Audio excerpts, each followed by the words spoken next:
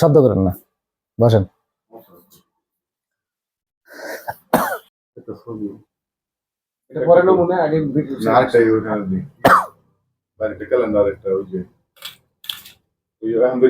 বিসমিল্লাহির রহমানির রহিম। আগামী 25শে ডিসেম্বর বিএনপির ভারপ্রাপ্ত চেয়ারম্যান, মা মাটি মানুষের নেতা, জননন্দিত জননেতা জনাব তারেক রহমান স্বদেশ প্রত্যাবর্তন করতেছেন।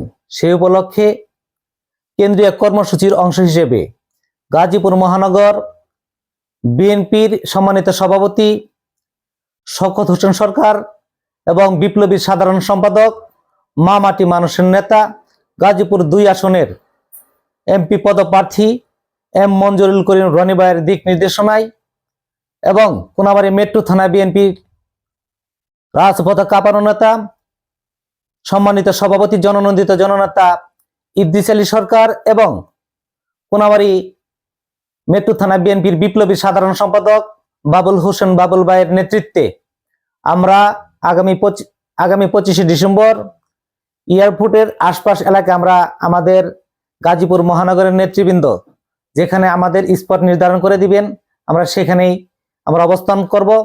আমি কোনাবাড়ী মেট্রো থানার স্বেচ্ছাসেবক দলের সদস্য সচিব রবিউল আলম রবি। আমার 6টি ওয়ার্ড রয়েছে।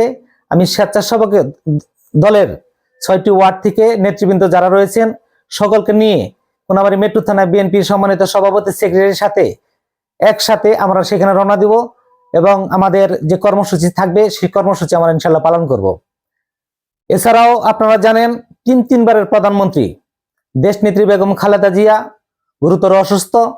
আমরা দেশবাসীর কাছে এবং বিশ্ববাসীর কাছে দোয়া প্রার্থনা করতেছি তিনি যেন অচিরেই রোগ মুক্তি লাভ করে আবারও এই বাংলাদেশের গণতন্ত্রকে সুপ্রতিষ্ঠিত করার জন্য তিনি যেন আমাদের মাঝে ফিরে আসতে পারেন এবং আগামী 12ই ফেব্রুয়ারি অন্তর্বর্তীকালীন সরকারের প্রধান উপদেষ্টা ডক্টর ইউনূস যে সংসদ নির্বাচন ভোট গ্রহণ অনুষ্ঠিত হবে তিনি ঘোষণা করেছেন।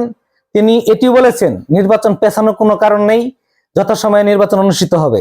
সেই 12ই ফেব্রুয়ারিতে আমরা যেন বিপুল ভোটে দানের শীর্ষে ভোট দিয়ে আমরা যেন আমাদের সকলের প্রিয় মুখ, প্রিয় ব্যক্তিত্ব, প্রিয় রাজনীতিবিদ জনাব তারেক রহমানকে সংসদে আমরা পাঠাতে পারি এবং বিএনপি সরকার গঠন করে দেশ পরিচালনা অংশগ্রহণ করতে পারি।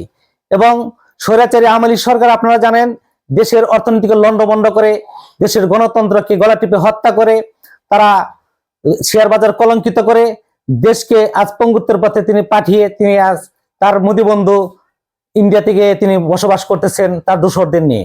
আমি তাদেরকে এটি বার্তা দিতে চাই, সব নেতাকর্মী কিন্তু আওয়ামী লীগের যারা স্বৈরশাসন বাংলার মাটিতে প্রতিষ্ঠিত করেছিল তারা কিন্তু বাংলাদেশে এখনো রয়ে গেছে।